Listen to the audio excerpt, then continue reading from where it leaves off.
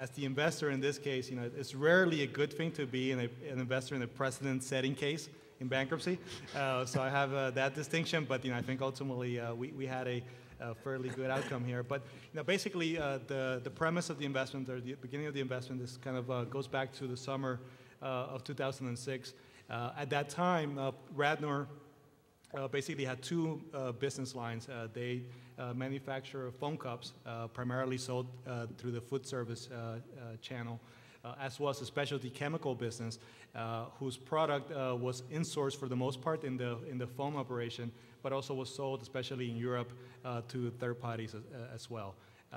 The backdrop then was, basically, high increasing resin and other input costs from 2003 to 2005. At that point, a lot of the packaging companies, and I think Radnor, broadly defined, you can put it in the packaging industry.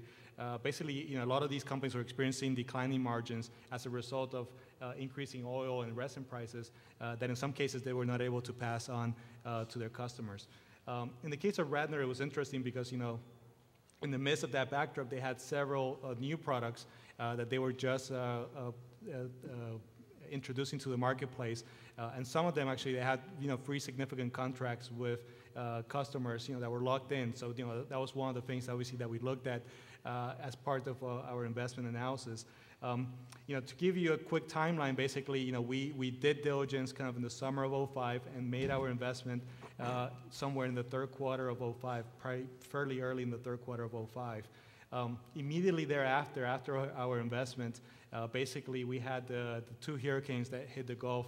As you may recall, in 2005, you had Hurricane Katrina and Rita hitting back to back fairly quickly, and that not only disrupted the whole supply chain in the petrochemical sector, but also created havoc in terms of pricing of resin and natural gas and a lot of the inputs that the company utilized. So basically, shortly thereafter, the company experienced a very significant liquidity crunch, which we basically helped the company manage through basically for the most part of 2006. I should mention that as a result of our investment, we became the largest secured creditor of the company. A rough outline of the balance sheet was about $60 million or so in a revolving credit facility, led at that time by Nat City. About $25 million of other mortgage and secured debt, as well as some $25 million of debt at the European subsidiary. And then after our investment, about $120 million, $115, $120 million of senior secured debt, and after that, about $135 million of unsecured debt, which obviously was a very key aspect of the case here. So basically, as a result of our investment, I also joined the board. I was one of the 4 board members, and that, as Andrew alluded to, also was an integral part of the case, as we would later find out.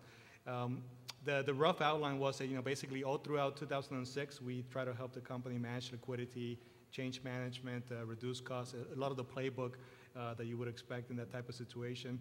We brought in our friends from Alvarez & Marsal, friend Stan Springle, to help manage that situation. Despite their good work, sometime in the summer of 2006, the secure lenders, which is something that again might be relevant for some of the situations that you guys are seeing. The secure lenders obviously got increasingly worried about the situation. It resulted in a field audit that essentially dramatically or significantly adjusted the borrowing base of the company.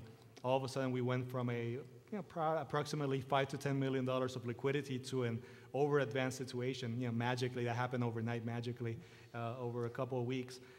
Which is an interesting playbook as a secure lender in a revolving credit facility, and that essentially precipitated. There were a couple of steps here, but that precipitated the bankruptcy. Immediately thereafter, when the company went to an over-advanced situation, we started negotiating. I resigned from the board at some point. Before that, we started negotiating with the company and its advisors to basically try to come up with an orderly way of filing the company for bankruptcy. And then we'll talk more about kind of some of the issues that we thought about and some of the issues that we encounter and the decision points that we encounter as part of that situation.